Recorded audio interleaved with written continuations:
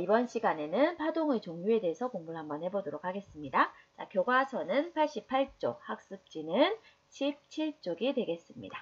자, 오늘의 학습 목표. 횡파와 종파를 구별하고 파동의 모습을 설명할 수 있어야 되겠습니다. 자, 첫째, 파동은 그 모습에 따라서 크게 두 가지로 나눠져요. 첫째, 횡파, 두 번째, 종파. 네, 지난 시간에 용수철을 가지고 놀았지요. 자, 다시 한번 보도록 할게요. 자, 용수철을 좌우로 흔들어요. 자, 용수철을 좌우로 흔들면 파동이 앞으로 쭉 진행을 해가겠지요. 자, 이 방향이랑 용수철이 흔들리는 방향이랑 서로 어때요? 수직인 모습을 볼 수가 있었지요. 크게는 S자형. 두 번째, 앞뒤로 흔들 때는 파동의 진행 방향이랑 매질의 진동 방향이 서로 나란한 모습을 볼 수가 있었어요. 앞으로 쭉쭉 나가고 있지요. 자, 파동은 방금 본 것처럼 크게 두 가지 형태로 나눠지는데 그 중에 첫째, 횡파를 보면 파동의 무엇과 파동의 앞으로 쭉 진행을 해가는 진행 방향이랑 매질의 진동 방향이 서로 수직인 파동, 얘를 우리는 횡파다라고 얘기를 했습니다. 그럼 이렇게 S자형을 그리는 대표적인 모습이 뭐가 있냐면 물결파, 위아래로 출렁출렁 하면서 쫙 물이 퍼져나가지요. 자, 두 번째, 지진의 S파. S파 같은 경우에도 횡파입니다. 자, 그리고 세 번째, 전파. 이런 것들도 모두 횡파의 모습을 하고 있어요. 크게는 S자 모양을 하고 있지요. 자, 두 번째 같은 경우에는 용수철을 앞뒤로 흔들었을 텐데, 자, 파동의 진행 방향. 앞으로 쭉 진행을 해가고 있지요. 자, 그리고 매질의 진동 방향. 이것도 이게 앞뒤 이렇게 흔들리고 있지요. 자, 서로 어떤 모습? 나란한 모습. 자, 얘가 바로 종파예요. 자, 이런 종파의 대표적인 예는 소리.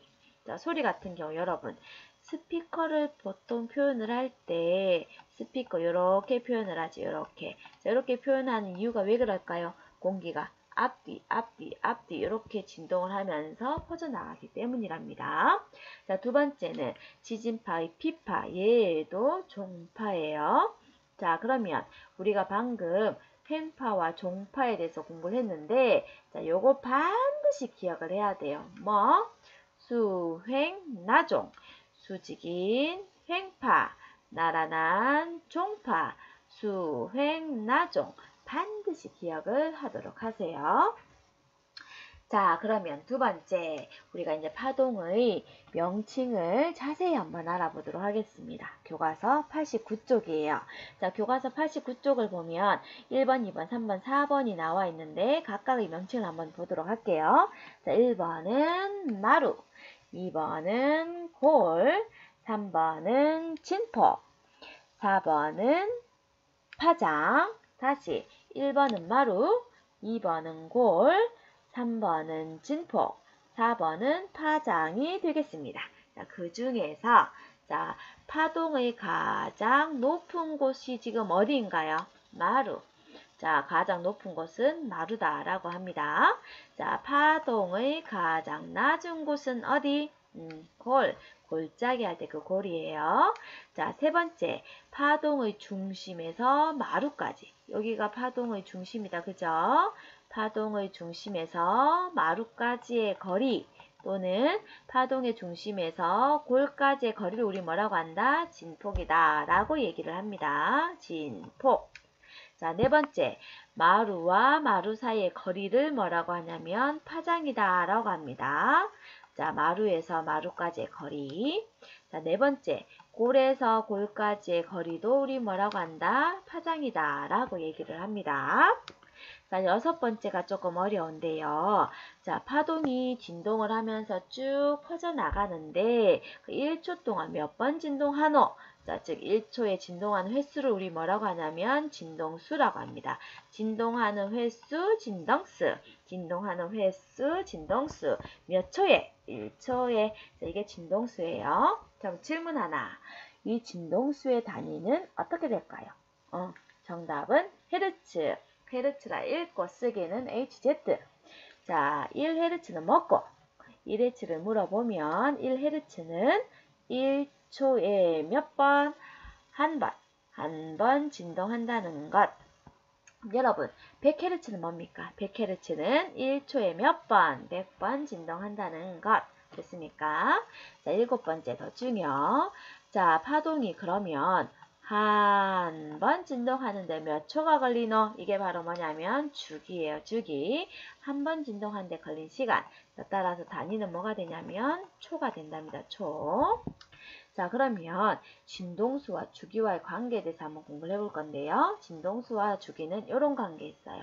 이런 관계 우리 뭐라고 하지요? 네, 역수관계다라고 얘기를 한답니다. 진동수는 주기분의 1 또는 주기는 진동수분의 1. 자, 예를 들어 한번 연습을 할게요.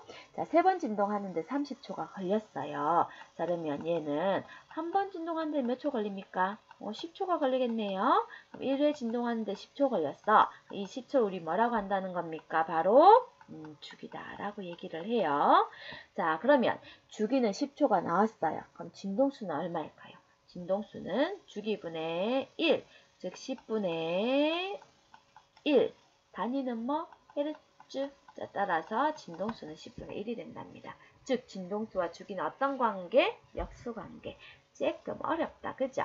자, 따라서 문제를 통해서 알아보도록 할게요. 자, 1번 문제. 이 파동의 진폭은 얼마일까요? 진폭은 진동의 폭. 자, 따라서 4라고 하면 정답이 아니지요. 자, 진폭은 어디에서? 중심에서 어디까지? 마루까지의 거리니까 2cm가 된답니다. 자, 두 번째, 이 파동의 파장은 얼마일까요? 그럼 파장의 뜻은 뭐냐면 마루에서 마루까지의 거리예요. 거리. 자, 그러면 여기에서 요까지가 거리가 얼마? 1이 되겠지요. 요까지는 얼마일까요? 2가 되겠지요. 또 요까지는 얼마? 1이 되겠지요. 자, 따라서 얼마? 4cm가 된답니다. 자, 또는 파장은 마루에서 마루까지다 라고도 하지만 한 번 진동하는데 이동한 거리. 자, 요것도 파장이 된답니다. 아시겠지요? 자, 그러면 3번 요거는 좀 어렵네. 한 점이 2초에 20번 진동을 했대요. 자, 그러면 진동수는 몇 헤르츠일까요? 그럼 진동수라고 하는 것은 항상 기준은 몇 초? 1초. 1초에 지금 몇 회 진동하고 있나요? 1초에 10번. 자, 따라서 얼마? 10Hz랍니다.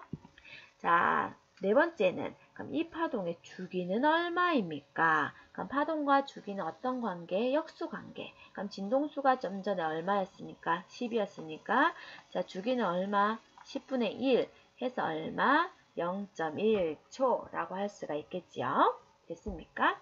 자, 그러면 이것으로 오늘 수업은 끝내도록 하겠습니다. 자,